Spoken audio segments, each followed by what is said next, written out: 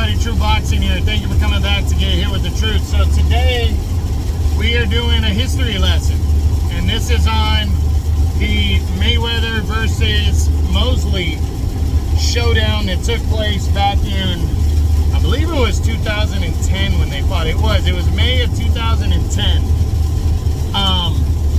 Now before we get into this one, guys, if you could smash the like button, leave a comment, subscribe to the channel. I really do appreciate any and all support.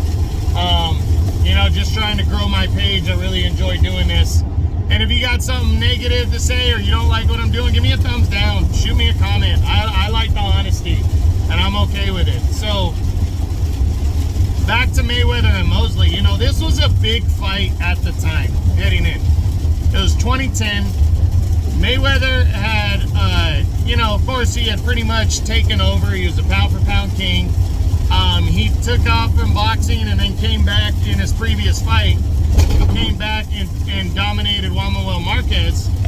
But some people weren't happy with him because he had came in overweight for that fight. He was supposed to weigh in at, I think it was 143, and he came in at 146 and got, you know, penalized. But he would dominate Marquez, you know, in the ring.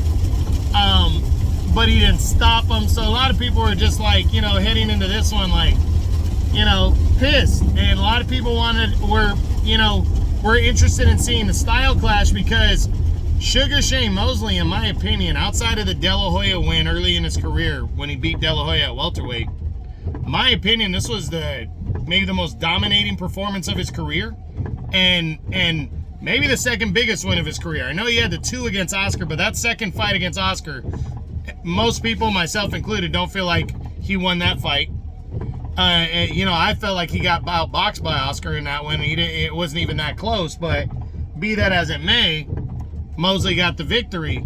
But the first one over Oscar was legit, and then if I had to pick Mosley's best wins, his dominance over Antonio Margarito, who was coming off the knockout win over Cotto, but got caught earlier that night against Mosely, trying to cast up his gloves. He got caught, and the fight went on, and Mosely just beat the living shit out of Margarito and stopped him. So, you know, Mosely was coming off of that win, and really in his previous 3 fights, the knockout of Margarito, he had knocked out Ricardo Mayorga in the 12th round of their fight.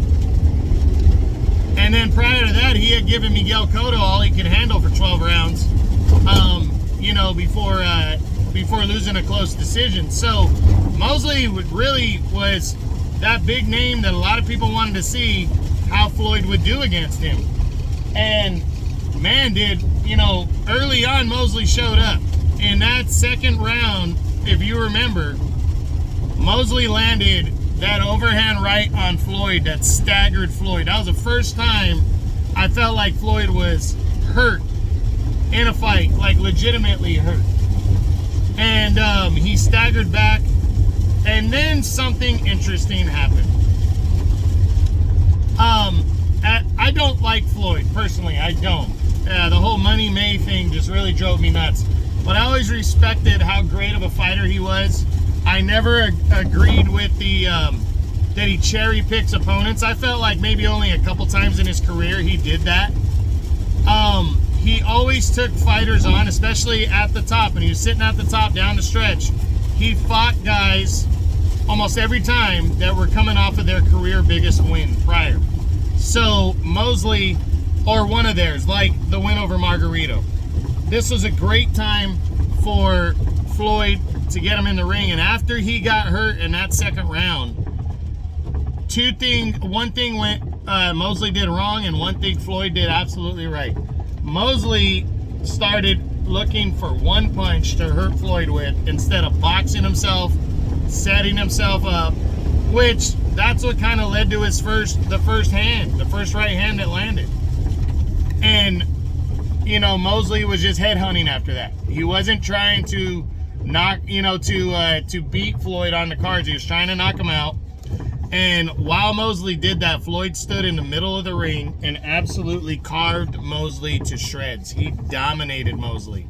He won, I believe it was 11 out of the 12 rounds on the judges' scorecards.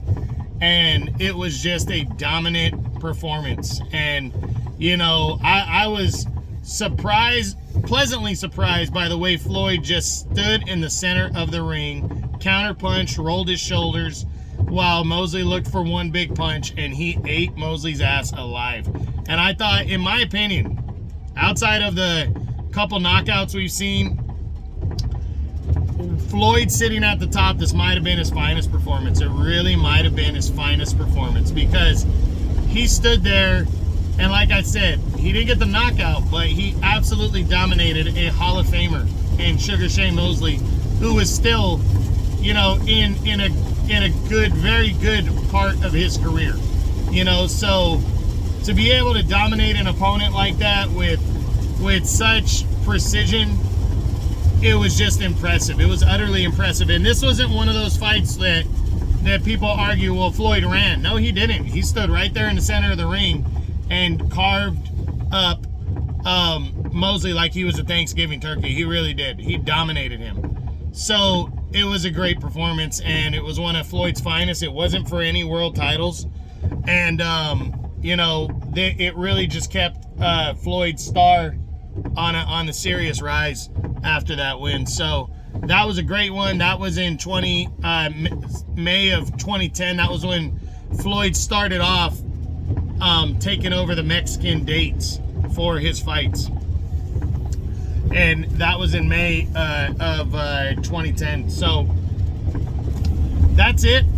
I hope you guys enjoyed this. I really do. This is a look back and a history lesson on the huge welterweight showdown between Floyd Mayweather Jr.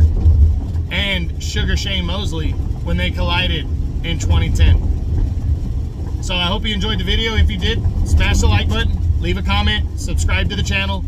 I appreciate any and all support. This is True Boxing. You've been here with the truth.